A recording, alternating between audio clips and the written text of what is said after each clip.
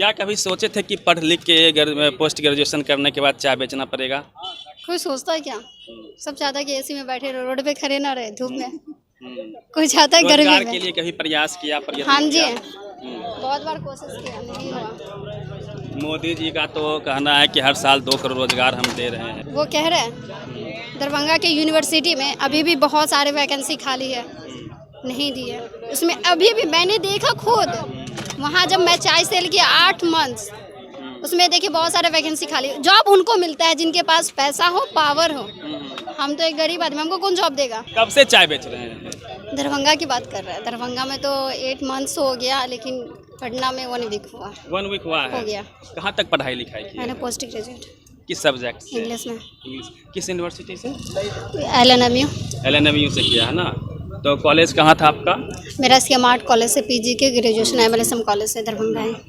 तो सब कुछ बेच ही रहे हैं, तो जॉब किनको मिलेगा? हर चीज़ बेच रहे हैं, प्राइवेट हो रहा, तो फिर जॉब कहाँ से मिलेगा? तो बाद में तो वही करना पड़ेगा, कभी पकौड़ा छानो तो कभी चाय बनाओ, वही करना पड़ेगा। ये मजबूरी है आपकी? बस यही मजबूरी कि हमको जॉब कोई नहीं। शौक से तो नहीं है? ये भी कोई शौक पालेगा। सबसे बड़ा रोग क्या कहेंगे लोग, आगे आप दिखा सकते हैं, लिखा हुआ है। और ये स्वाभिमान है इनका, ये घर नहीं बैठना चाहती है, क्योंकि बेरोजगारी का जो संक्रमण काल चल रहा है। उन लोगों को यही मैसेज देना है कि अपने दम पे कुछ करो और करते रहो, रुको मत। खास करके महिलाएं। स्टार्टअप, हाँ, चाहे स्टार्टअप छोटी से क्यों ना, जॉब का इंतजार मत करो। इसलिए क्योंकि इतनी आसानी से जॉब मिलने वाले नहीं है। हम पूजा करो, नमाज पढ़ो, खुदा भी मिल जाएंगे, लेकिन जॉब नहीं मिलने वाला है।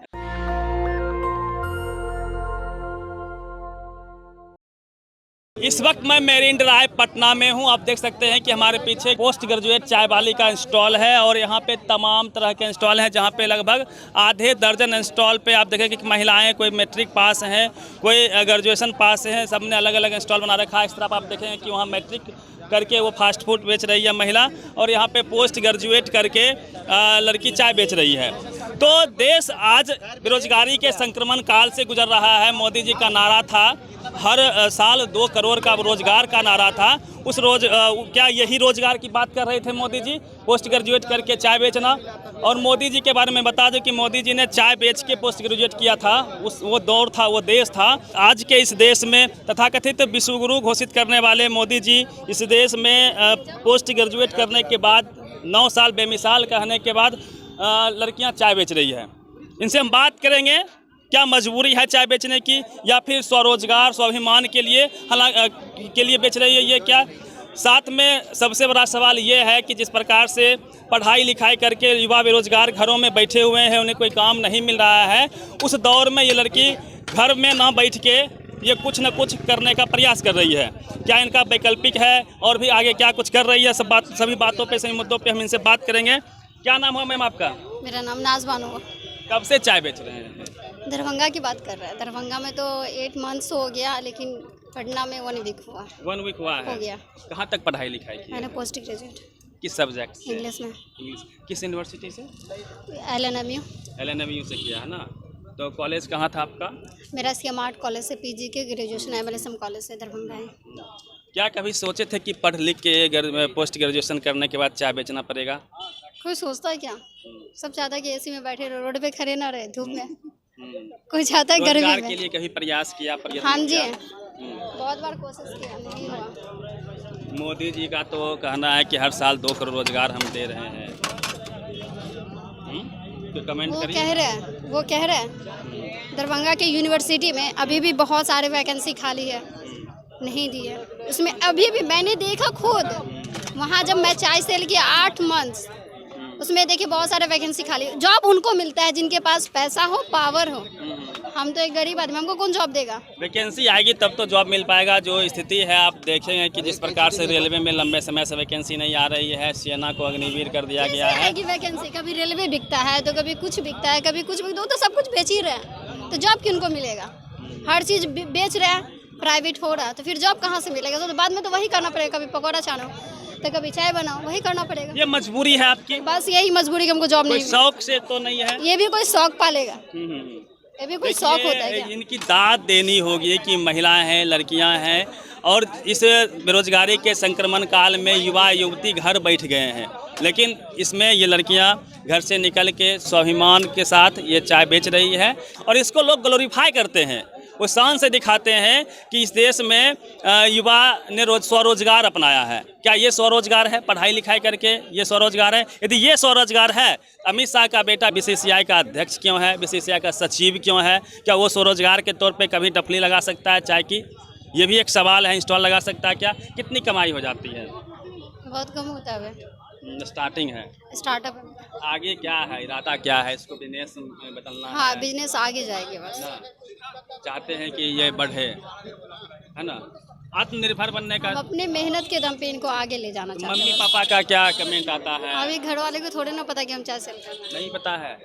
तो लड़की को तो बहुत फ्रंट पे लड़ना होता है, स्वाभिमान के साथ लड़ना होता है। और आपने आगे स्लोगन भी लिखा है, क्या कहेंगे? सबसे बड़ा रोग क्या कहेंगे लोग? सबसे बड़ा रोग क्या कहेंगे लोग, आगे आप दिखा सकते हैं, लिखा हुआ है। और ये स्वाभिमान है इनका, ये घर नहीं बैठना चाहती है, क्योंकि बेरोजगारी का जो संक्रमण काल चल रहा है, बेरोजगारी में देश अब तक के ऐतिहासिक तौर पे सबसे निचले पायदान पे पहुंच चुका है। उस स्थिति में घर में बैठने के बजाय ये लड़कियां चाय बेच रही है। आप दिखाइए, मेरीन ड्राइव है ये, और यहाँ पे हज़ारों की संख्या में इंस्टॉल लगे हैं। बहुत लोगों को रोज़गार तो मिला है, कई तरह के इंस्टॉल लगे हुए हैं। जो लोग पढ़े लिखे नहीं हैं, जिन लोगों ने शौक़ से, बिजनेस के पर्पज़ से इस पेशा को अपनाया है, उनके लिए तो शानदार जगह है, उनकी बिजनेस भी यहाँ अच्छी चलती है। लेकिन जब आप इस तरह के पोस्ट ग्रेजुएट चाय वाली का जो इंस्टॉल देखेंगे तो आप विचलित हो जाएंगे। विचलित करने वाली तस्वीर है। देश के लिए शर्म आनी चाहिए हमारे सरकारों को, चाहे बिहार की सरकार हो या केंद्र की सरकार हो। जिस प्रकार से उनका रोजगार का वादा था, और अमित शाह ने तो यहाँ तक कह दिया था कि पकौड़ा तलना भी रोजगार है। कोई तस्वीर दिख रही है आपको कि पोस्ट ग्रेजुएट करने वाले बच्चे चाय बेच रहे हैं, कोई पकौड़ा तल रहा है, कोई समोसा बेच रहा है, कोई फास्ट फूड बेच रही है। तो इस तरह की तस्वीरें हैं जो देश को विचलित करती है। और जिस प्रकार से रोजगार का टोटा है पूरे देश में, इस पर ध्यान देने की आवश्यकता है। ग्लोरीफाई कुछ लोग करने के लिए आते हैं कि चाय का दुकान है तो स्वाभिमान है, लेकिन ये मजबूरी में ये बच्ची चूँकि घर में बैठना नहीं चाहती है, कुछ करना चाहती है, आगे बढ़ना चाहती है, तो इन्होंने इस पेशा को अपनाया है। लेकिन देश के जो इंटेलेक्चुअल हैं उन्हें समझने की ज़रूरत है कि रोजगार की व्यवस्था होनी चाहिए। क्या बनना है, क्या लक्ष्य रखा है आपने? पहले तो बिजनेस को आगे ले जाना, उसके बाद कोई सपना है? हाँ, कुछ सपना तो चूर हो गया, अब क्या, अब तो बुढ़ी हो गए। अभी लंबी जिंदगी तैयारी है, करना है। बिजनेस कोई खराब नहीं है, बिजनेस में भी लोग आगे बढ़ते हैं, ऐसा नहीं है। तो माइंडसेट बिजनेस का बन गया है, नौकरी का सपना टूट गया आपका? नहीं, ऐसा नहीं, टूटा नहीं है, अभी भी नौकरी का हाँ प्रयास चल रहा है ना? तो घर में कितने लोग हैं? मेरे घर में 2 भाई 2 बहन। 2 भाई 2 बहन। मम्मी क्या पापा करते हैं सब?